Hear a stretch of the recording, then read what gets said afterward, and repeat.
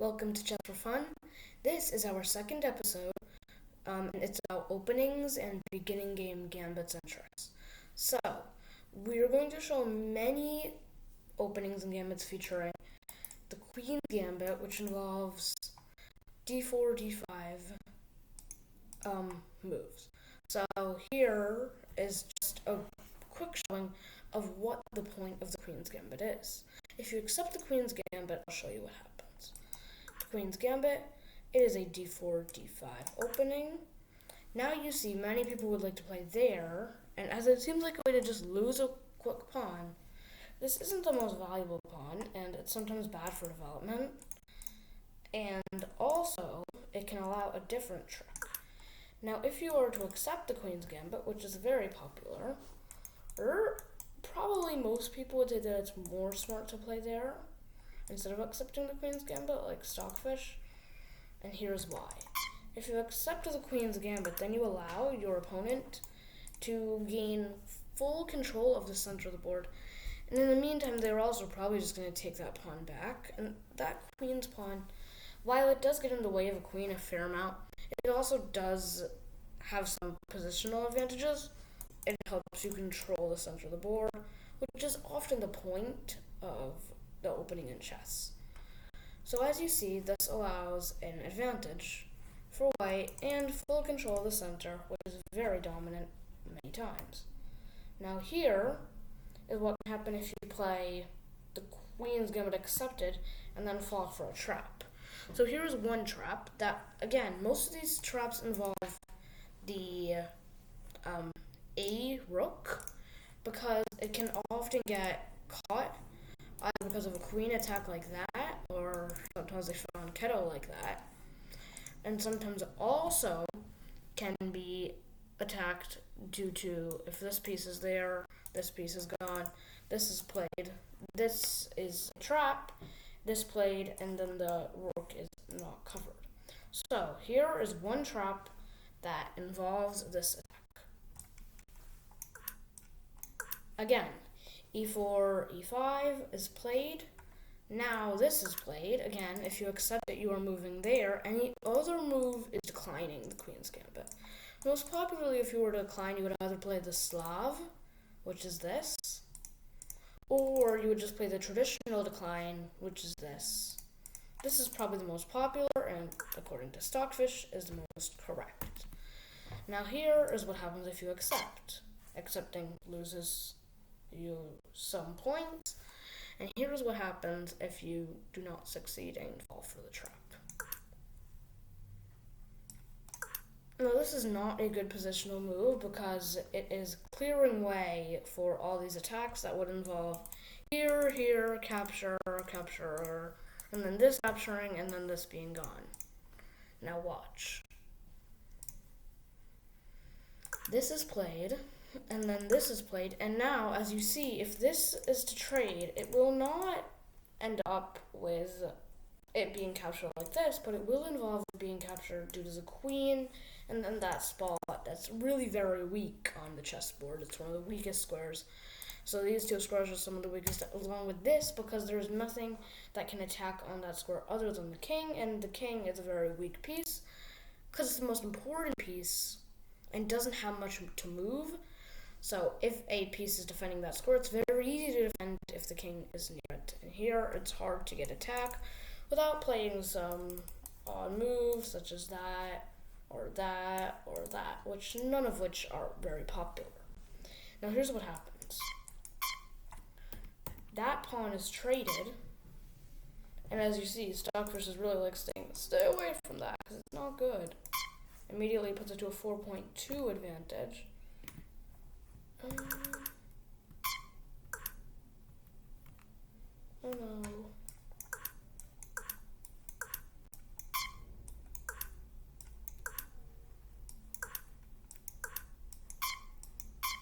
And now this allows the queen to play there, which is the only move the Stockfish is recommending, which then attacks the weak square there, and then most people would just play there, which does not get the rook captured. Instead, this piece is captured. There's a check, Normally that would be a fork, but this can play there to defend against the check, and then that's defended by the queen. So in this piece we'll retreat. Now, there's many attacks here, which is why it's so dangerous playing the Queen's Gambit accepted.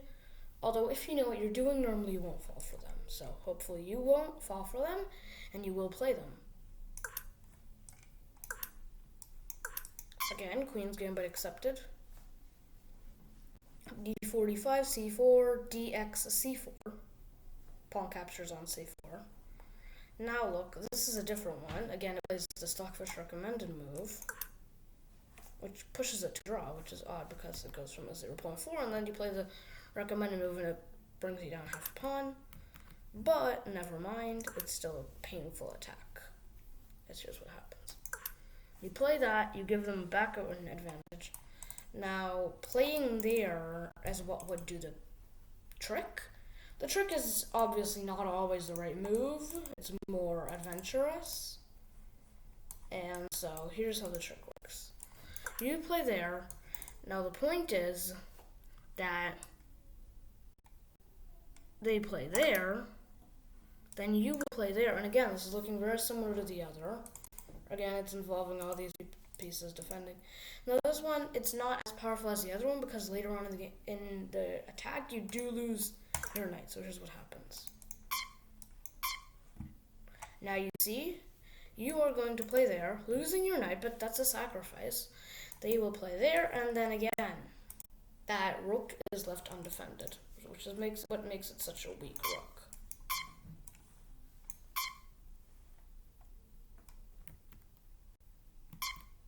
And there you take a 2-point advantage, which is pretty good for the beginning of the game.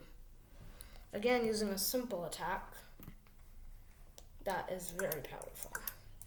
Now, most people don't fall for this attack, just like most attacks. It's more descriptive. You need to make an error to fall for it.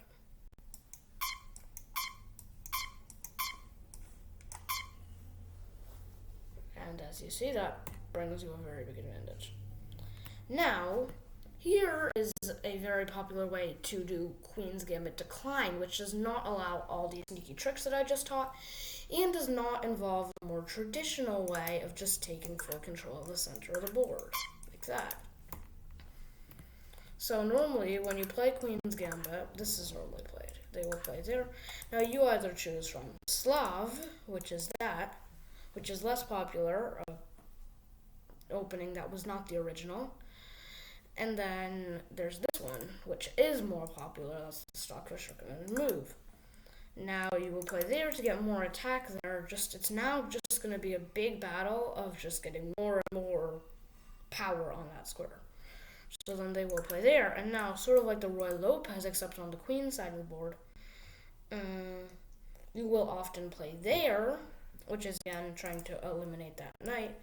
However, if you know what you're doing, you will play there, and then that defense is less hurt, and it doesn't involve minimizing first of all, it allows you to castle, which is great. Everyone loves castling because it gives your queen safety. And if you were to play there, it really can hurt yourself because, now they will play there, and then your castling is less optimized. It doesn't have that 3-pawn structure. There and there and there. But another reason why it's very popular playing that move is because then you can play there, and they cannot play there to get so much attack, because look. Then, if they play there, wait, no.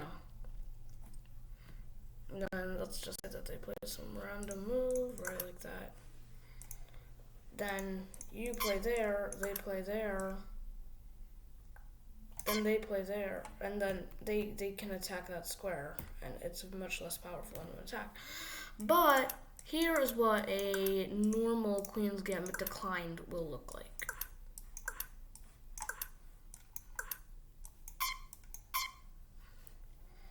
And it's a draw. Both pieces have positional moves. Both pieces have not destroyed castling. This piece is more far ahead, although this side can play opposite side castling, which is normally not too popular.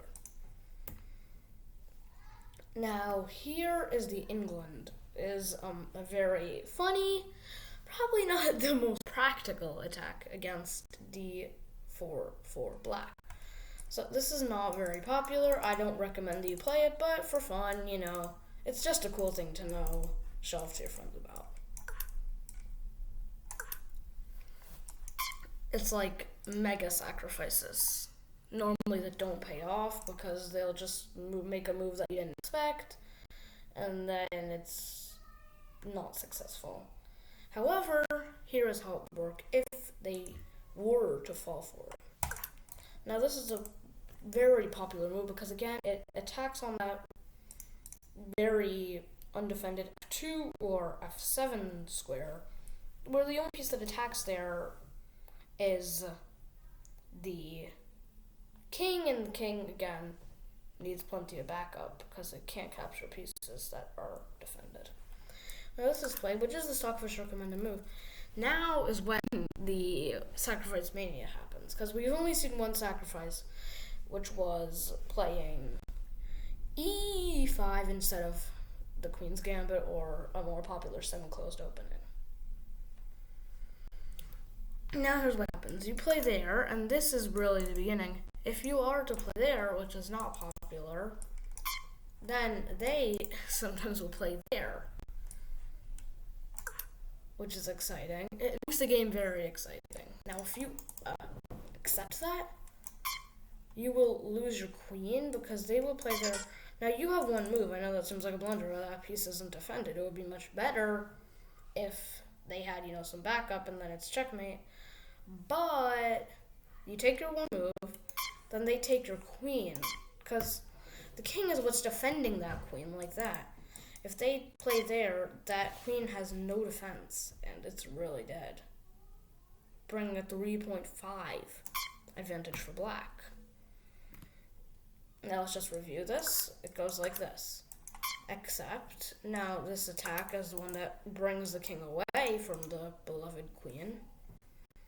Now this is the one that begins to minimize the defense. This is the move that begins to enter the sacrifice mania. And this is what opens up the queen and prevents this pawn from just being a stone barrier. Now this prevents this pawn from being the stone barrier to that. That's played, and then that's played, and then that's played, and then boom, lost a queen, sad face, woohoo, boo-hoo. Now, here's just a more popular Roy Lopez, which is a e4, e5, which is king's pawns opening attack. Now this is played, which is probably arguably one of the most popular moves in chess, because it just is so stable, open, and many people like open games. Now this is played, and now this is the Stockfish recommended defense, and now you see these are all really highly recommended moves. Ever since the e4, e5, which is popular, not as popular though, these are all the Stockfish moves. This is played.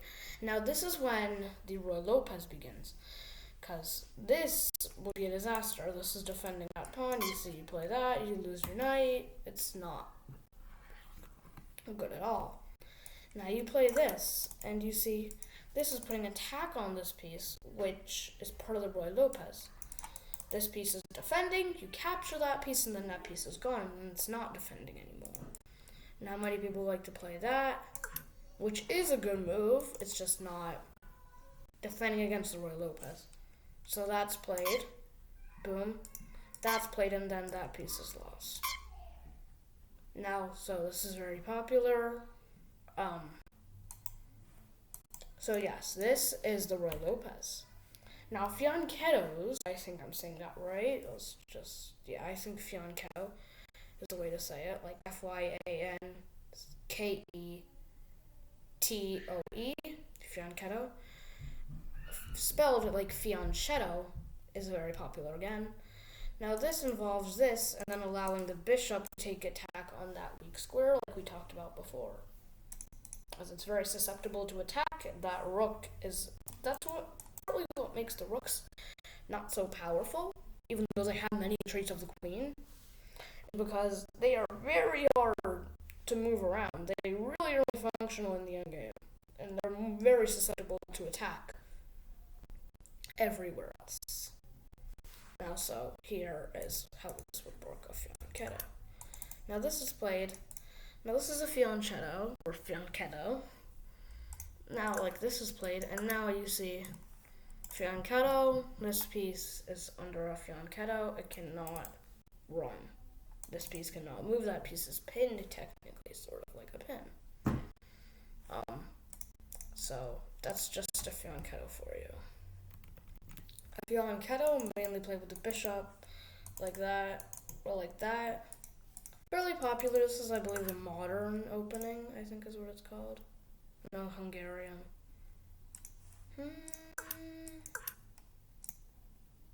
Yeah, Hungarian. So anyway, that is a fianchetto for you. Now, sadly, we do not have a mate game of the episode. But I hope that you all like this. And remember, this is just for fun. See you next time.